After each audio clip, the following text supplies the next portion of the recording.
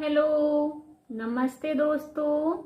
तो कैसे हैं आप सब? आशा करती हूँ सब बहुत अच्छे होंगे। तो आज हम लेकर आए हैं हरतालिका तीज व्रत में सुनी जाने वाली कथा। तो इसे पूरा जरूर सुने। बहुत समय पहले की बात है। एक साहूकार था, उसकी पत्नी थी और उसके 7 बेटे थे। उसकी पत्नी भी चाहती कि उसे एक पुत्री हो जाए और साहूकार भी चाहता था कि उसे एक पुत्री हो जाए। तो क्या हुआ कि वो भगवान को बहुत पूजते, शिव शंभू की पूजा करते और हमेशा एक पुत्री मांगा करते। तो एक दिन ऐसा आया कि भगवान की कृपा से उन्हें एक पुत्री प्राप्त हुई। तो उस पुत्री का नाम तीजा रखा उन्होंने। 7 भाइयों में अकेली बहन तीजा। तीजा बड़े ही लाड प्यार से पली। फिर एक दिन ऐसा आया कि साहूकार ने अपने सभी पुत्रों के विवाह कर दिए। धीरे धीरे ऐसे ही दिन बीत रहे थे और दोनों वृद्धावस्था को प्राप्त होकर एक दिन मृत्यु को प्राप्त हो गए। फिर क्या हुआ कि 7 भाइयों ने मिलकर कुछ दिन बाद अपनी बहन तीजा का विवाह कर दिया। तीजा अपने ससुराल चली गई। ऐसे ही तीजा खुशी खुशी अपना जीवन यापन कर रही थी।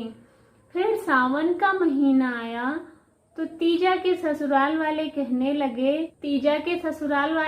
लगे कि पहले सावन में लड़की को अपने ससुराल में नहीं रहना चाहिए, इन्हें मायके में छोड़ आओ जाके। तो फिर क्या हुआ कि तीजा का जो पति था वो तीजा को उनके मायके में छोड़ आता है। फिर सावन के बाद भादो महीने में हरतालिका तीज आती है। तो उनके जो 7 भाई होते हैं वो अपनी पत्नियों के लिए अच्छी अच्छी चुनरी लाते हैं, घेवर लाते हैं उन्हें व्रत रखने के लिए।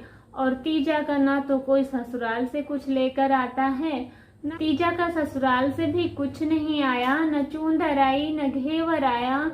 और उसके भाइयों ने भी तीजा को कुछ नहीं दिया। अब उसकी सभी भाभियां चली गई तीज का व्रत करने, पूजा पाठ करने, शंकर भगवान भोलेनाथ और अम्बे माँ की पूजा करने के लिए सभी भाभियां चली जाती हैं और तीजा घर पर उदास बैठी रहती है। तो जब भाभियां सभी पूजा करके वापस आती हैं तो तीजा कहती है अपनी सभी भाभियों से कि भाभी मुझे चूनर दे दो, मुझे भी पूजा करने जाना है, अपना लहरिया मुझे दे दो, मैं पूजा करने चली जाऊं। तो उनकी सभी भाभियां मना कर देती हैं। फिर क्या होता है कि जो सबसे छोटी भाभी होती हैं वो उन्हें अपना लहरिया दे देती हैं पूजा के लिए। और एक शर्त होती है, वो अपनी ननद से कहती हैं कि एक शर्त पर ही हम आपको देंगे अपना लहरिया पूजा के लिए। अगर इसमें कोई दाग लग गया या फट गई या कुछ भी हुआ, इसका कलर चला गया, तो आपके खून से ही इसे हम रंगेंगे। तो ननद तैयार हो जाती है कि कोई बात नहीं, हम पूजा तो कर ही लेंगे, चुनरिया कहाँ खराब हो जाएगी।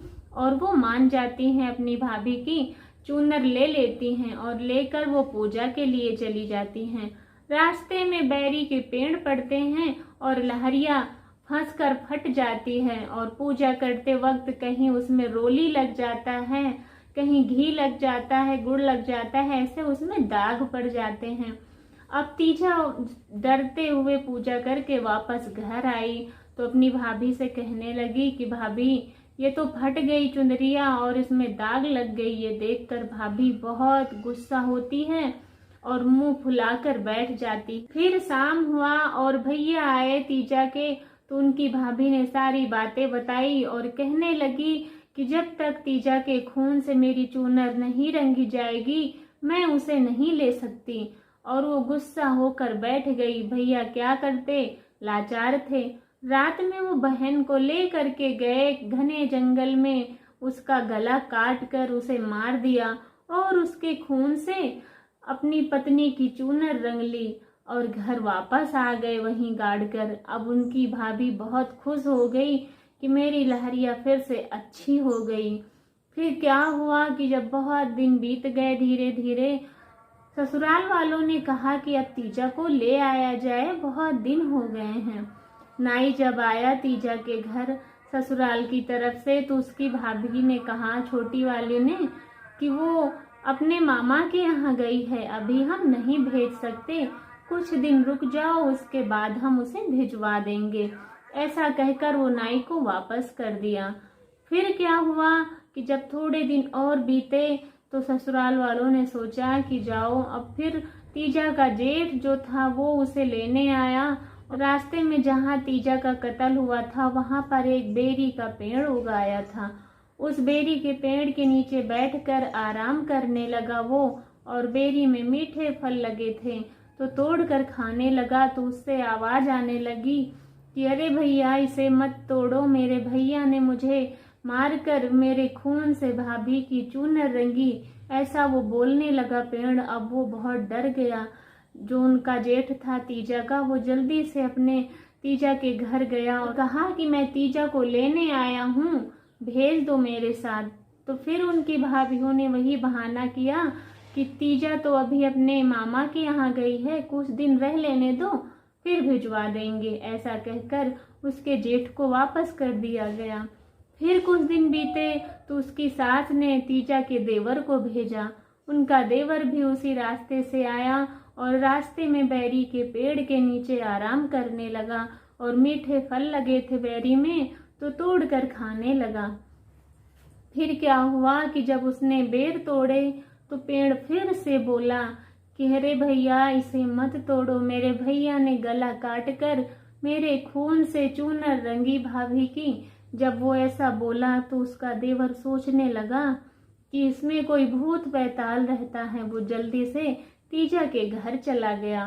तीजा के घर जाने के बाद वहां पर कहने लगा सबसे भाभीयों से कि मैं तीजा भाभी को लेने आया हूँ, इन्हें भेज दो।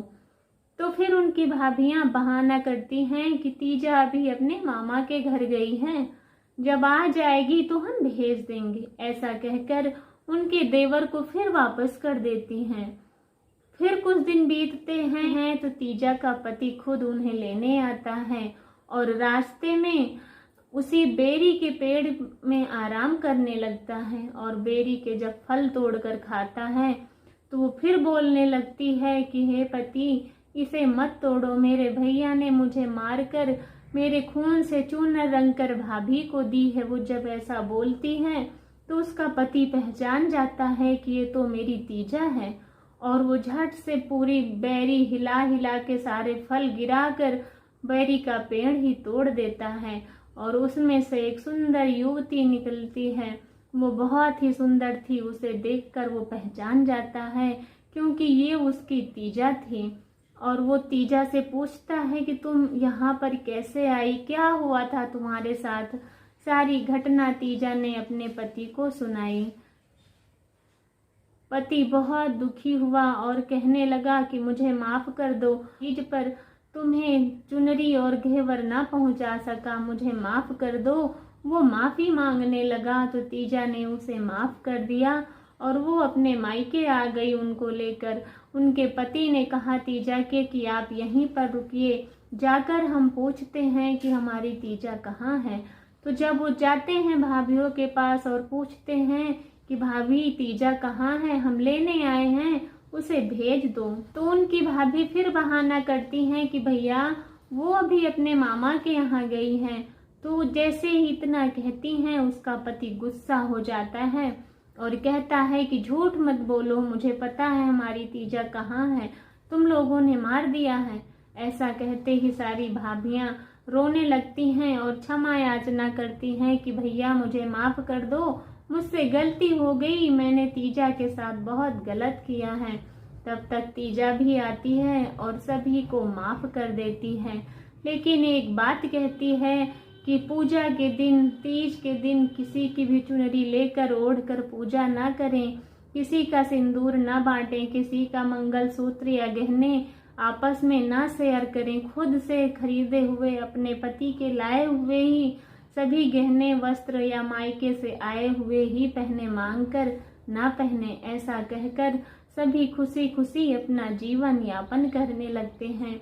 तो जैसे तीज माता ने उन्हें जीवित कर दिया, जैसे तीज माता की कृपा से तीजा ठीक हो गई, उनके घर में खुशहाली आ गई, वैसे ही हम सब पर भी तीज माता अपनी कृपा बनाए रखें और सभी सुनने और सुनाने वाले को और हाँ भरने वाले को महान पुण्य की प्राप्ति हो। शिव जी ने गौरा जी से कहा कि हे गौरा, हम आपको एक कथा सुनाते हैं। आप जब मुझे पति रूप में पाना चाहती थी तो आपने घोर तप किया। उस घोर तप से प्रसन्न होकर नारद मुनि आपके पिता के पास गए और उनसे कहने लगे कि आप अपनी पुत्री का विवाह विष्णु जी से कर दीजिए। तो आपके पिता सुनकर बहुत ही खुश हुए, क्योंकि वो विष्णु जी को बहुत प्रेम करते थे, इसलिए वो अपनी पुत्री का विवाह विष्णु जी से करना चाहते थे। आपने जब सुना कि मेरा विवाह विष्णु से होगा तो आप अपनी सखी से कहने लगी कि हे सखी, हम क्या करें ऐसा कि मेरा विवाह न हो। अगर बारात आ जाएगी और मैं विवाह नहीं करूँगी तो मेरे पिता की बहुत ही बदनामी होगी। तो फिर आपकी सखी ने सलाह दिया कि हे अंबिका, आप घने जंगल में किसी तपोवन में जाकर तपस्या करने लगें तो आप अपने पिता को भी नहीं मिलेंगी और आपके पिता आपकी शादी नहीं करेंगे। तो आपने क्या किया कि उस घने वन में जाके सावन मास की तृतीया तिथि से पूजन अर्चन शुरू किया। वर्षा ऋतु में खुले आसमान में खड़े होकर मेरा पूजन करती, कड़कती ठंड में बर्फ में बैठकर आप तपस्या करती और जो खूब गर्मी होती तो अग्नि के पास बैठकर मेरी तपस्या करती। आपकी तपस्या से प्रसन्न होकर मैं जब आपके पास आया और मेरा और आपका विवाह जब हुआ, तभी से ये हरतालिका तीज उसी दिन का प्रमाण है।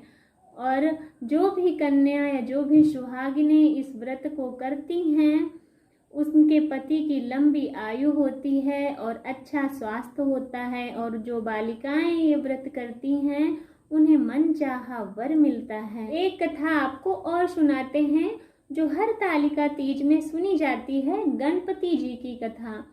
एक भाई और एक बहन रहा करते थे। बहन हमेशा भाई का मुख देखकर ही खाना खाती। वो सारा काम करके ससुराल से जल्दी से सुबह चल देती और उसके भाई का घर नज़दीक ही था। वो अपने भाई का मुख देखकर तब आती घर वापस, फिर खाना खाती। ऐसा वो हमेशा करती, प्रतिदिन ही ऐसा करती। और जिस रास्ते से वो आती थी वो रास्ता बहुत ही खराब था। रास्ते में बैरी का पेड़ होता, उसके कांटे उन्हें चुभ जाते, लेकिन उस बैरी के पेड़ के नीचे भगवान गणेश की प्रतिमा थी। वो उनकी पूजा अर्चना करती, उसके बाद अपने भाई के पास जाया करती। तो एक दिन क्या हुआ कि जब उनकी भाभी ने देखा कि मेरी ननद के पैरों में बहुत सारे कांटे लगे हैं, तो वो भैया से कहने लगी कि आप कांटे साफ क्यों नहीं करवा देते, आप रास्ता साफ क्यों नहीं करवा देते। अगर रास्ता साफ होगा तो ननद अच्छे से घर आ पाएंगी। वो जब भी आती हैं उनके पैरों में कांटे चुभ जाते हैं। तो उनके भाई ने कहा कि ठीक है, हम जल्दी से ये सारे कांटे साफ करवा देते हैं। फिर वो क्या करते हैं कि पूरा रास्ता साफ करवा देते हैं और जो बैरी का पेड़ था वो भी कट जाता है और वहाँ से गणेश भगवान की मूर्ति भी हटा दी जाती है। ऐसा करते करते ही उन्हें पता नहीं क्या होता है और नींद आ जाती है। वो हमेशा के लिए सो जाते हैं, फिर नहीं जगते। उनकी पत्नी भी जोर जोर से रोने लगती। बहुत सारे आदमी इकट्ठे होकर उन्हें अंतिम क्रिया के लिए तैयार करने लगते हैं। तो उनकी भाभी कहने लगी कि अरे अभी इनकी बहन आएंगी, मेरी ननद आ जाएं, उसके बाद इनका अंतिम क्रिया करना। तो सब कहने लगे कि ठीक है, इंतजार कर लेते हैं। उनकी बहन जब आई तो देखा कि रास्ता साफ है। वो बहुत खुश हुई, लेकिन जब उसने देखा कि यहाँ बैरी का पेड़ भी नहीं है और भगवान भी नहीं है तो वो बहुत दुखी हुई। उसने मिट्टी से भगवान की मूर्ति बनाई और पेड़ एक लगाया, सींचा, पूजन किया। तब वो चलने लगी अपने भाई के पास। जब वो चलने लगी तो वहाँ से आवाज़ आई कि हे बहना, आप मेरी पेड़ से 7 पत्ती ले जाएं और दूध में डालकर अपने भाई पर छिड़क दें, वो स्वस्थ हो जाएंगे। ऐसा सुना तो उसने मुड़कर देखा तो वहाँ कुछ भी नहीं था, लेकिन उसने सोचा कि जो सुना है वो तो हम कर ही देते हैं।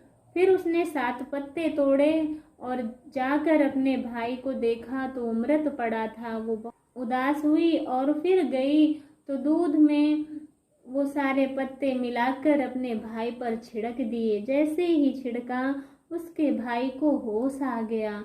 होश में आते ही वो अपनी बहन से कहने लगा कि बहना, मुझे ऐसी नींद आई कि मेरा मन ही नहीं कर रहा था उठने का। तो उसकी बहन कहने लगी, भैया ऐसी नींद दुश्मन को भी ना आए। ये देखकर सभी बहुत खुश हुए।